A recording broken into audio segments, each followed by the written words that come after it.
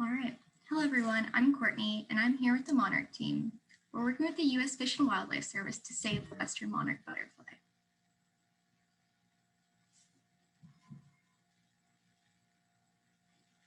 A friend of Nicole shared this image of her son, Khalif, at Natural Bridges State Park, looking up at hundreds of monarch butterflies in 2015 in a blog post. In the post, the friend goes on to explain her grief over the steep declines in the Western monarch population all over California.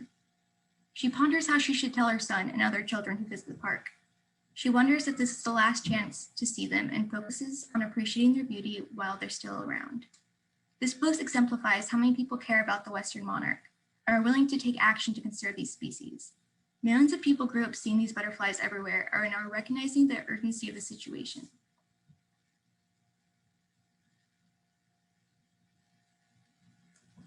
The Western monarch is at risk of extinction. The graph on the left is from the Nursery Society, and it shows data from the annual Thanksgiving count.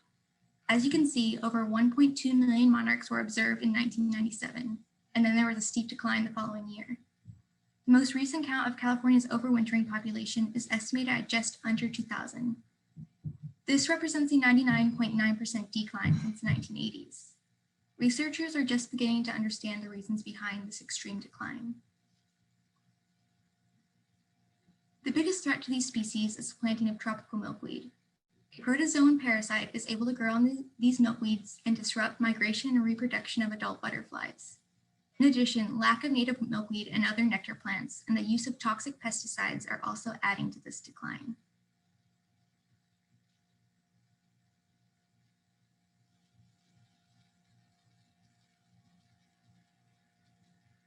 The goal of this project is to prevent the extinction of Western monarchs and help restore their populations. This project will help reach this goal by motivating the public to take action through increased awareness. I will now pass it off to Marie to talk about our project's objectives. Courtney, so our approach to accomplishing this goal is disseminating information about this decline of the monarchs and how to save them. And the audience that we've identified for this approach is plant nurseries and their customers, since the nurseries are such an important source of plants and information for gardeners. Our methodology can be broken into two broad categories: audience research and creation of educational materials. First, we began conducting audience research of plant nurseries by sending out a survey and conducting phone interviews to find out about their awareness of this problem, their milkweed inventory, and their interest in displaying educational materials in their stores. The information we gathered in those first stages helped inform the educational materials that we created, which include an informational poster aimed at customers, as well as stickers to indicate monarch-friendly plants, and an informational document about relevant plant species for nurseries. And now I'll hand it off to Nicole to discuss the results of our plant nursery survey. Thank you, Marie.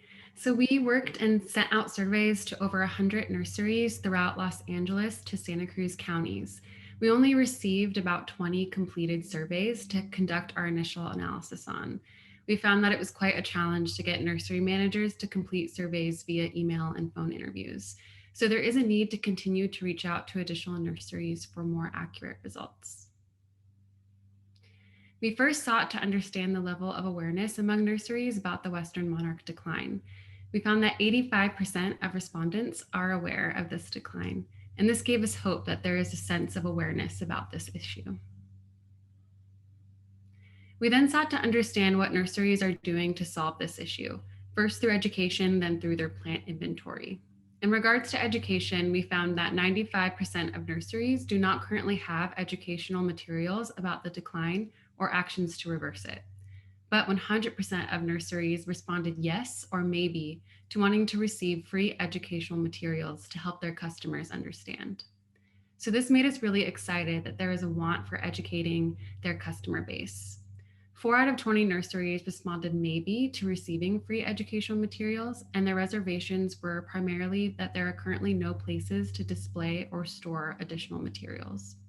From this information, we think waterproof signage would be helpful at retail nurseries, and more of an outreach campaign would be helpful for wholesale nurseries and seed distributors. We found several barriers exist for nurseries in stocking and selling native milkweed. One is a lack of availability due in part to limited production and limited grower contacts. Another barrier is that native milkweed species are more challenging to grow compared to tropical milkweed. And there's also a lot of confusion and contradicting information about which species of milkweed are okay to plant, when, and where. So different educational materials covering this is crucial for customers, retail nurseries, and wholesale nurseries. And now Lizzy will discuss some of our educational materials. Yeah, as mentioned previously, almost all of the surveyed nurseries indicated that they would be interested in receiving educational materials to display in their nursery about Western monarch decline. We had a few different ideas for media forms for the educational materials, but ultimately we landed on two types: 2-inch stickers and posters, which will print at approximately 8 by 10 or smaller. We decided on these because they're easy to weatherproof, and it doesn't require wasteful pamphlets or handouts that are going to be quickly discarded. Our stickers will come with the list of plants we've curated, including native California milkweeds and native nectar plants that are easy to grow on the California coast. What we want is for the nurseries to put the stickers on their sales signs for these beneficial plants, like displayed here. Our posters will go in the native milkweed section of the nursery if they have native milkweeds, or near the nectar plants if not.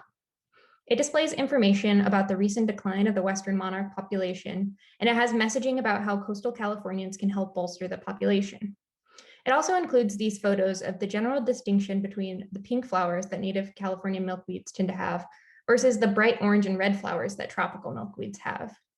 This will help shoppers understand what they're looking for. We also created a strategic communication campaign.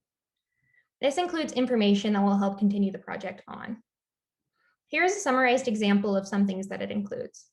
It has information about the strategy and key messaging and tactics we use to create our educational materials, and the strategies that the U.S. Fish and Wildlife Service should continue to use in the future to ultimately see a recovered population of Western monarchs.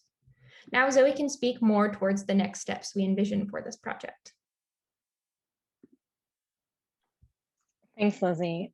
The overwhelming response from our nursery survey was that managers felt like the current monarch conservation strategy was incomplete. The two biggest obstacles to monarch forward nursery practices came down to availability and demand.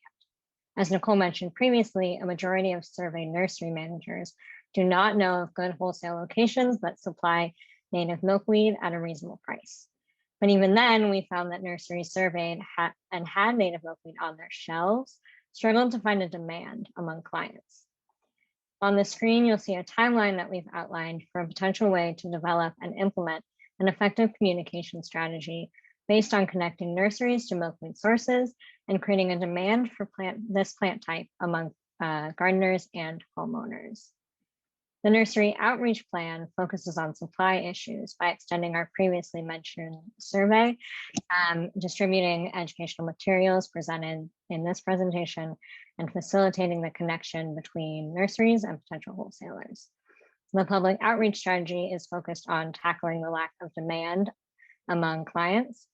This could be done by developing a strategic communication plan that's centered around educating potential stakeholders, and by facilitating action throughout the greater California community through partnerships and other monarch-friendly events.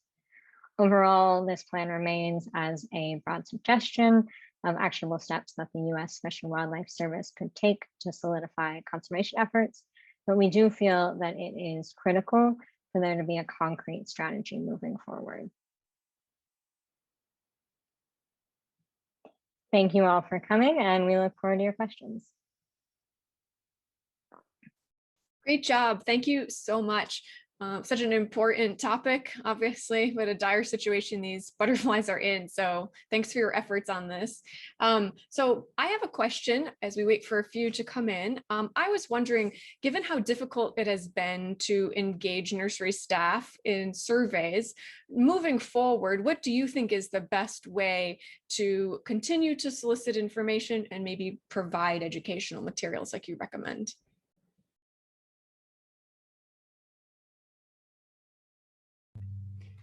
I do think that it's really important to continue getting more surveys, since we have identified over 100 nurseries that are important to reach out to throughout the 5 counties that the U.S. Fish and Wildlife work for and are targeting this campaign on. And I think going in person and talking to nursery managers in person would be great. Also, just doing more phone interviews. So hiring an intern or, completing a summer project, I think would be really helpful if anyone wants to add to that. Great. Well, we have another question from the audience. Given what you know, would you choose a supply nursery approach or a demand consumer approach to solve the problem? And how can U.S. Fish and Wildlife Service contribute to this success?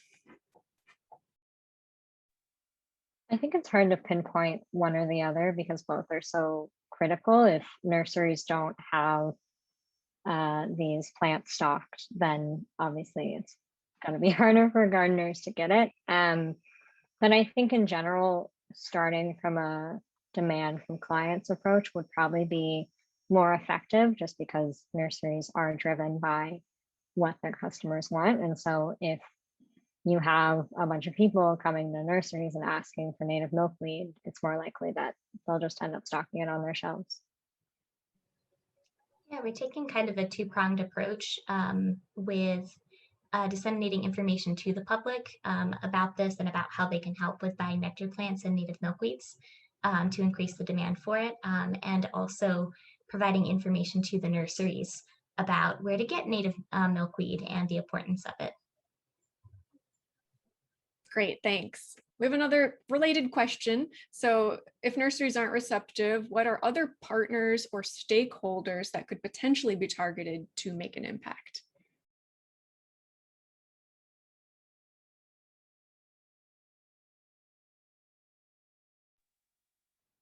We talked a little bit about like focusing.